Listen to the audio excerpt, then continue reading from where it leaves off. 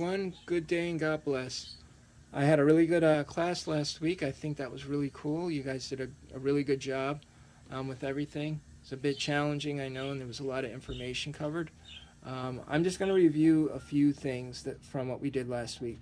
And as you know, there's an additional video that I'm sending that will cover more tidbits of info about intervals, why we use them, and how they're used in certain circumstances, and the benefit of knowing how to use them. All right, it's kind of simple, but it's kind of difficult too. It kind of requires just kind of sitting down and looking and listening and trying to kind of meditating on it. All right, it's a cool concept though. Anyway, what we worked on was a little bit of a few things regarding like scales, placements of scales from your fifth string and your sixth string, expressions of certain scales, and how they sound when you're playing them together. We also did the chord progression, not really a really raw blues progression, but we did the 1, 4, 5, 12 bar blues progression, so you guys would be familiar about how that sounds and when to hit the chords, the appropriate chords for those 12 bar blues. All right, so without further ado, we'll start off on the fifth string. We did the major scale, the C major scale.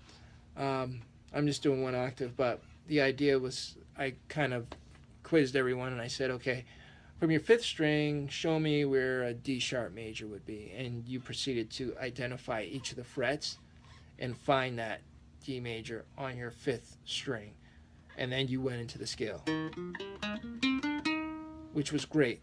And that's what you're supposed to do. The only thing I'm going to throw into the mix is, instead of when you're doing the identifying of each of, like you're identifying each of the frets, you're going to use your middle finger to do that, because that's the finger that will start the scale off. So you just go right into the scale. You don't have to switch fingers or anything like that. So, oh yeah, show me a D sharp major. All you do is you use the middle finger and you kind of identify each of those strings, those frets, and you go right into it. Boom, there it is.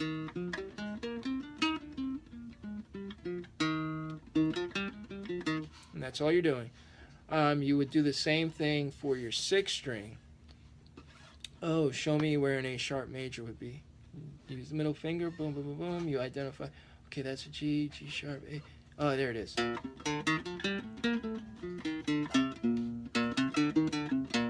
That's all you're doing, right? What we also worked on was the natural minor and how to find that. When you're on your major scale, let's go into the G. That's kind of easy. So the method that you use, you're like 1, 2, 3, 4, 5, 6. You go to your sixth note, and you hit 8 notes from that. 1, 2, 3, 4, 5, 6, 7, 8. That's your natural minor scale. And what it showed is that this one scale is inside of the other. This being the entire G major scale, right? But inside of these 2 octaves of the G major scale, you have your natural minor. That's it. It's right inside of the G major scale. Okay, and you're just finding your 6th note, and you're playing 8 notes, and that's your scale right there. Okay, we did that from the C major. Right, so 1, 2, 3, 4, 5, 6. Right, that's it, and that's an A natural minor scale. The other scale that we worked on was and we know the A pentatonic, which is 5, 8, 5, 7, 5, 7, 5, 7, 5, 8, 5, 8. We know that one. The one that we don't know, okay, because we have the natural minor here as well. We have that. we did the harmonic minor scale, and that's 5, 7, 8, 5, 7, 8, 6, 7. Right?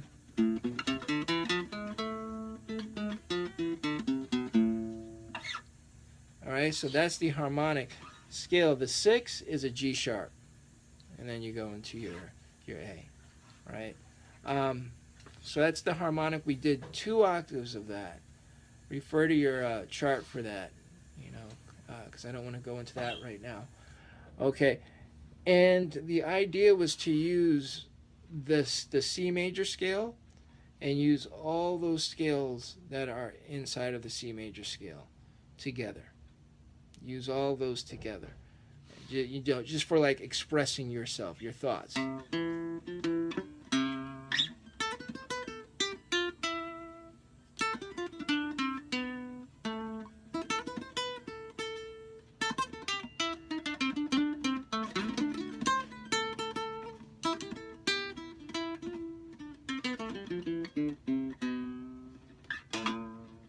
You could do like a lot of different things, and play around with different spots on the guitar to do different things. You know, also a technique that we covered not last week but the week before that is kind of sliding into your notes.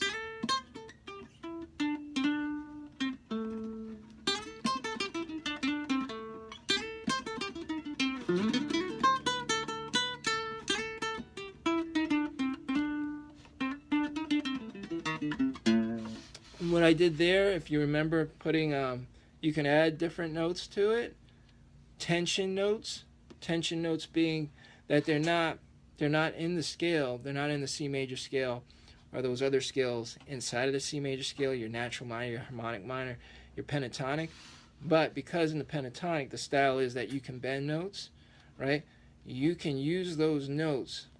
They're not going to be your primary notes. They're just a means of getting to your primary note. So what I mean by that is if you go from like 5 to 7 on your 5th string, your 4th, and your 3rd, you can use those tension notes. You can virtually use them anywhere, but make sure it makes sense. Know when to use them. So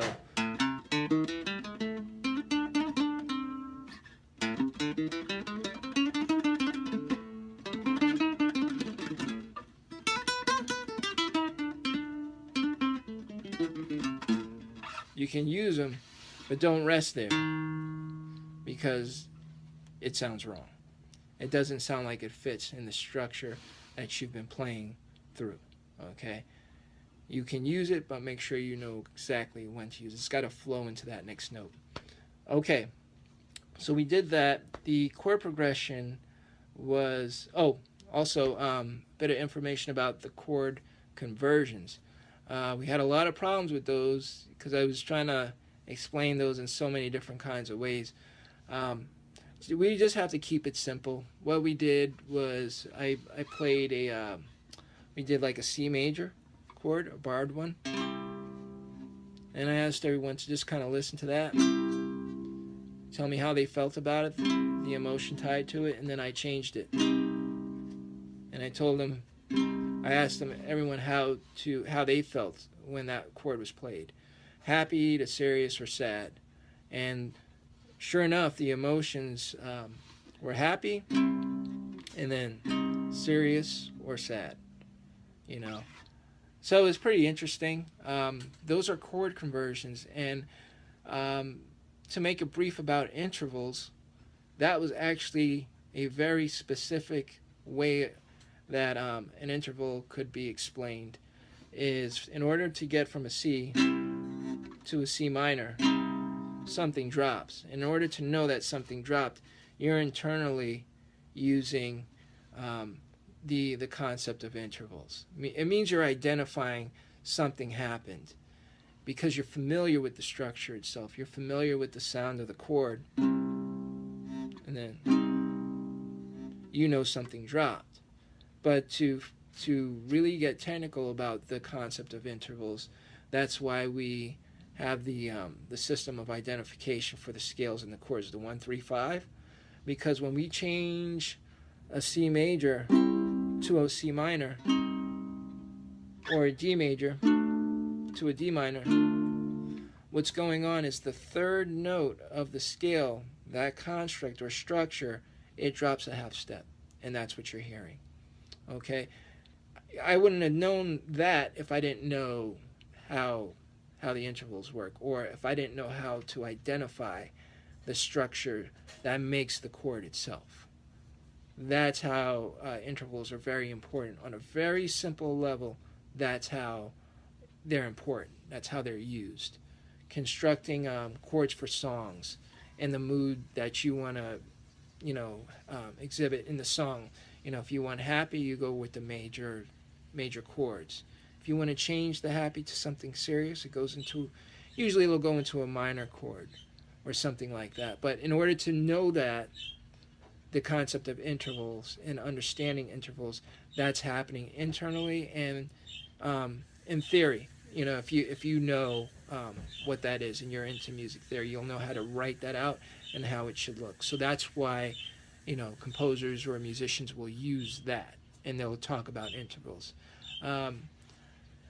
For me to keep it really simple, I could just say intervals are just a way of identifying notes. Know your notes. That's it. All right. So C, D, E, F, G, A, B, C. If you know this chart, so the chart that I gave out, those are intervals. Know how they work. Know exactly how they work. Get familiar with them. Know that the 1, 3, 5 makes up a C major. That kind of thing. And every time you change the mode, the placements of the notes change, as far as starting from C and ending on C, starting on D and ending on D. If you're on the second mode, the 1, 3, 5 becomes a minor scale, a D minor. If you don't know that's what intervals are, that's what they are. It's just a way of putting things together because you know the notes and you know the placement of the notes. All right, that's why it could be really, really complex, or it could just be very simple by saying just know your notes.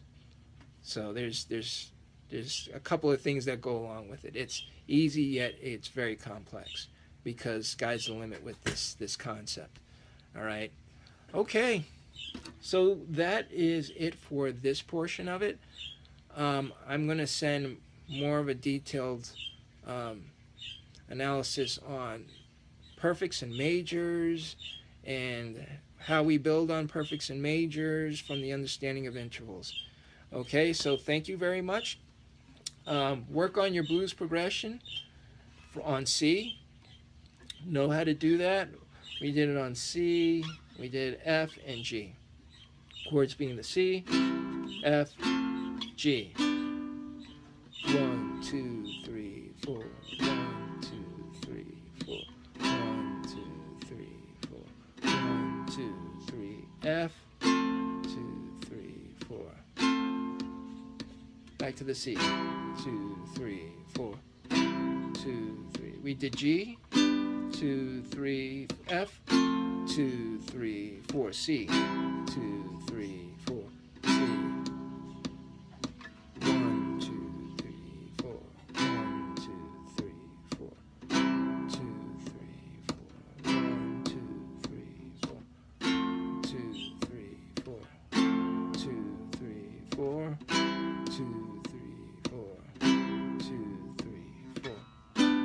3, 4. 2, 3, 4. 2, 3, 4. 2, 3, 4.